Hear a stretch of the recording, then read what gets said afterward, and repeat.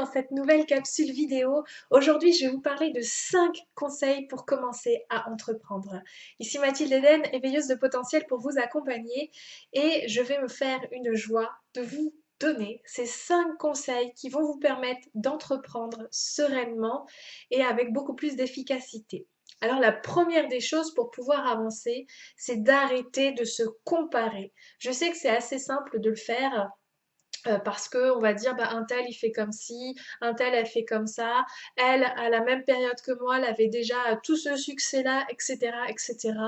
Et donc qu'est-ce que ça va avoir comme effet? Ça va nous dévaloriser. Et si je me dévalorise, je vais être dans une énergie où je vais être introvertie, refermée sur moi, je vais pas oser aller plus loin, aller donner encore plus, aller montrer que je suis capable de, parce que sachez bien quand même que vous êtes toujours un ou une experte par rapport à quelqu'un qui en sait moins.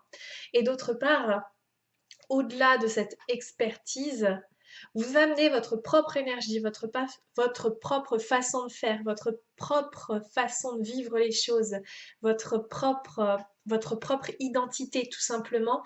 Et c'est ce qui fait la beauté des choses. Et donc, vous ne pouvez même pas vous comparer à quelqu'un parce que ce quelqu'un, il n'a pas la même histoire que vous. Il ne se raconte pas les mêmes choses dans sa tête. Il avance pas de la même manière. Il n'a même pas la même vision de la vie. Il n'a pas les mêmes blessures. Bref, vous êtes absolument différents et c'est important aujourd'hui de pouvoir s'en rendre compte pour pouvoir avancer dans son entreprise.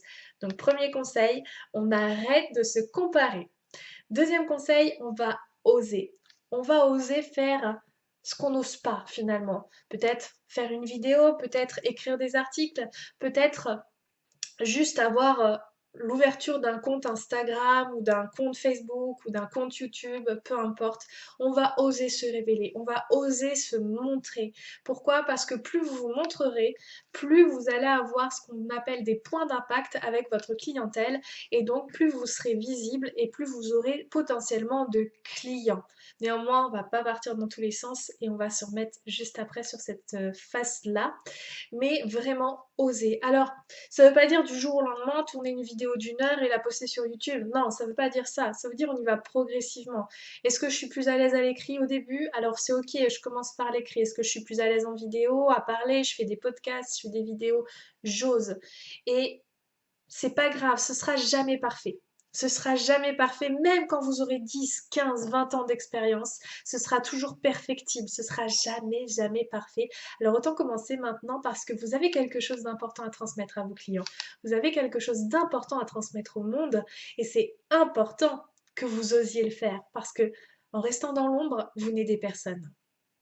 Donc le deuxième conseil, on ose davantage.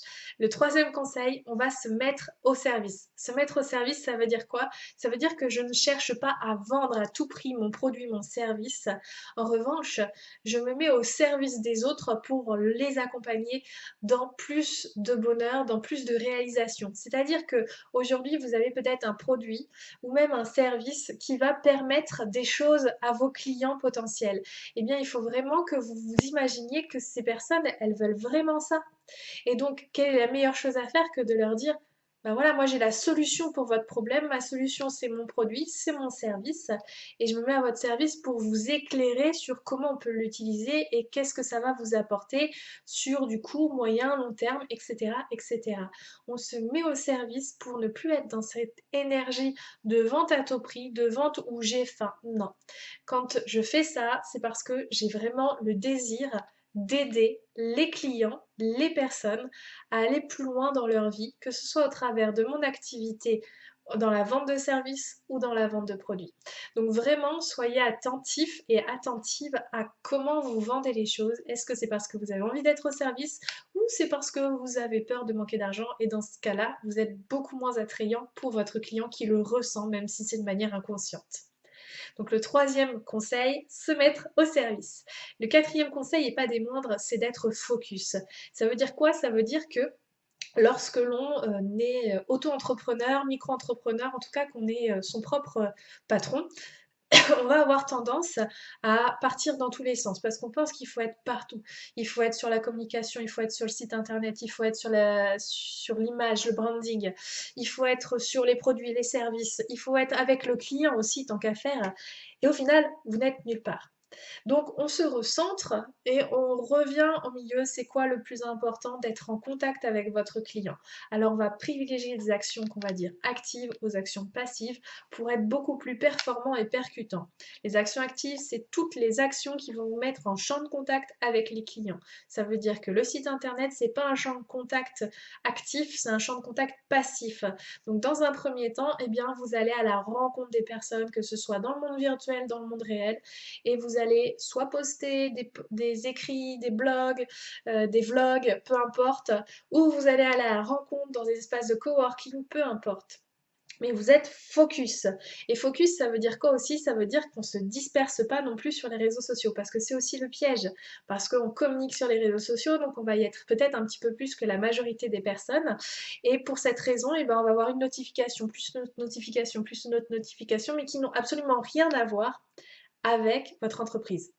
Et là, bah, là, vous avancez pas. Et vous avez perdu 1 heure, 2 heures, 3 heures dans votre journée parce que bah, vous avez fait scroller, scroller, scroller et vous n'avez pas été absolument focus sur ce que vous aviez à faire, focus sur vos objectifs. Et puis d'ailleurs, c'est quoi vos objectifs? Est-ce que vous le savez? Donc, quatrième conseil, être focus. Le cinquième et dernier conseil, non pas des moindres, il faut persévérer. Ça veut dire quoi? Ça veut dire que globalement, on va faire une action et puis bah, si on voit que l'action elle n'a pas trop de répercussions, on va se dire ah c'était pas bien. Donc on va passer à une autre action et une autre action et une autre action. Et au final, on va pas aller jusqu'au bout de l'action. Au basket, quand on fait des lancers francs, on dit qu'on accompagne le ballon, on va jusqu'au bout. Eh bien, c'est pareil, quand vous faites des actions dans l'entrepreneuriat, il faut aller jusqu'au bout. Il faut vraiment se donner à fond pour que, en fait, on croit jusqu'au bout à la valeur de notre action. On croit jusqu'au bout que ça peut impacter. Et si au début, ça ne va pas impacter, mais parce que vous finissez votre geste, parce que vous finissez votre action, ça va peut-être vous rapporter 2, 3 personnes que vous ne pensiez même pas atteindre juste parce que vous avez été jusqu'au bout des choses. Persévérer, ça veut aussi dire oser prendre le temps finalement de voir les résultats venir. Parce que c'est pas parce que vous les voyez pas qu'ils sont pas en train de se faire. C'est pas parce que les gens commentent pas vos posts, ne commentent pas vos vidéos, qu'ils ne sont pas là, qu'ils n'ont pas eu des interactions avec vous, que vous leur avez pas fait susciter de l'émotion. Ça veut juste dire qu'ils sont peut-être un peu discrets, un peu timides, mais vous êtes en train d'ancrer des choses à l'intérieur d'eux pour qu'ils se rapprochent progressivement de vous. Donc on persévère. Et pour le rappel, puisqu'on arrive au bout de ces 5 conseils, le premier conseil, on n'oublie pas, on arrête de se comparer. Le deuxième conseil, on ose davantage. Le troisième conseil, on se met au service. Le quatrième conseil, on est focus sur nos actions pour être beaucoup plus performant. Et le cinquième et dernier conseil, on persévère et on avance. Voilà, j'espère que ces conseils vont vous aider dans votre entreprise et vont vous permettre de voir un peu plus large, d'oser davantage, d'avancer en tout cas, de vous épanouir dedans, de kiffer votre vie d'entrepreneur parce que c'est aussi ça le fond des choses. Et je vous retrouve dans une prochaine capsule vidéo pour vous parler des 5 erreurs que font les entrepreneurs qui débutent et même qui continuent. À bientôt dans la prochaine vidéo. Et c'est pas fini. Si cette vidéo t'a plu, si tu penses qu'elle pourrait aider une personne de ton entourage qui soit plus ou moins proche, eh bien sens-toi libre de partager cette vidéo pour qu'elle puisse bah, s'enrichir de ses conseils et qu'elle puisse à son tour rayonner dans son parcours professionnel et entrepreneurial. Je te retrouve dans la prochaine vidéo. Bye!